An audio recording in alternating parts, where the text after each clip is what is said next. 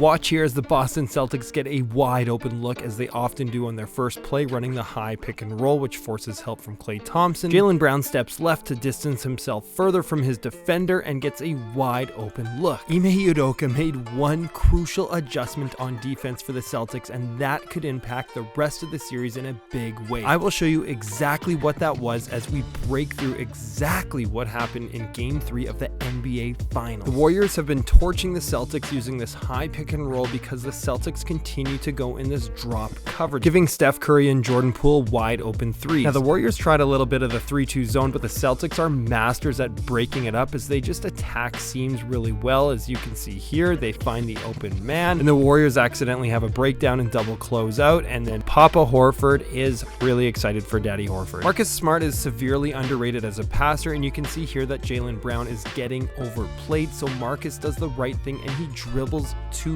the pressure. You can tell he's been coached really well. That's an easy backdoor drop. Jordan Poole and the Warriors continue to attack Daddy Horford, and in this case they want to go at his drop coverage, and that is just too much space, and Ime's not having that. I like to call this a soft drop, as Robert Williams is kind of half committing to the drop but not really. This leaves Grant Williams on a bit of an island, and he has to decide between which defender to take. The Warriors swing the ball over, and Williams is forced to close out, and he gets attacked. But I want you to pay attention to the big fella Robert Williams as he goes from that soft closeout and runs all the way back down underneath the basket and then rotates over for more help and gets the nasty stuff. Here's a nice little wrinkle that the Celtics run. Usually here they run a double screen, but then you get a dribble handoff with Robert Williams and Jason Tatum. However, he passes the ball instead and then slips instead of screening and gets a wide open dunk. The Warriors are trying to hide Steph Curry's defense here with a show and go, and Curry would normally run over to Marcus Smart. However, there is a rotation over there, so he has to run all the way back to guard Jaylen Brown, but he is late, which makes him get burned on the closeout. This leads to Robert Williams getting really good positioning because of the help by Draymond Green, and he gets the easy layup to fall. And speaking of Robert Williams, on this play, watch how he does not crash the boards because he is at the top of the three-point line, so instead he gets back on defense, which is amazing for a big to do that. He makes the nasty block, and then Steph Curry does not pick the ball up, which means Kevon Looney has to do that, so Steph gets swapped onto Daddy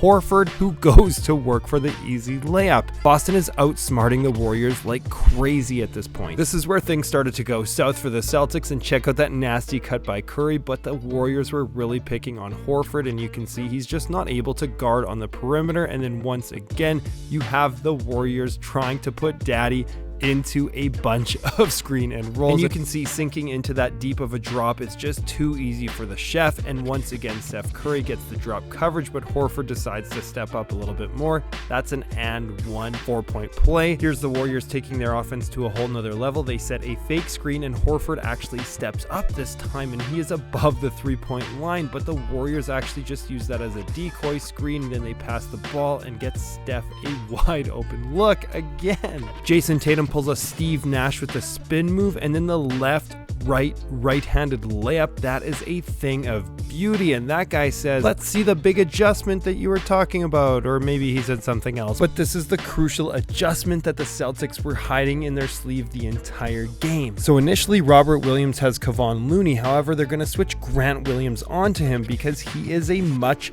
better pick and roll defender. So now Robert Williams is switched onto Otto Porter, so the Warriors decide to now send Otto Porter to do the screening, so they switch again as Grant Williams now takes Otto Porter. The Warriors recognize this, so Otto Porter says, "Nope, and I'm not going to set the screen anymore, you can go set it again." So then they switch it again as Grant Williams goes and swaps for a third time and grabs Looney again. The Warriors waste half of the shot clock trying to get a switch that doesn't even happen. They're forced to take a tough step back three against a better defender, and Steve Kerr's reaction says it all. So this essentially killed the Warriors' high pick and roll, as the Celtics elected to use a quicker defender versus the person that was setting the screen, such as putting Jason Tatum on Draymond Green, and that actually made the Warriors not even use Draymond in that high pick and roll, and Jason actually just leaves him wide open on the perimeter and gets the nice steal. Here's more beautiful action of this, as you can see a pre-switch with Jason Tatum going to guard Andrew Wiggins, but the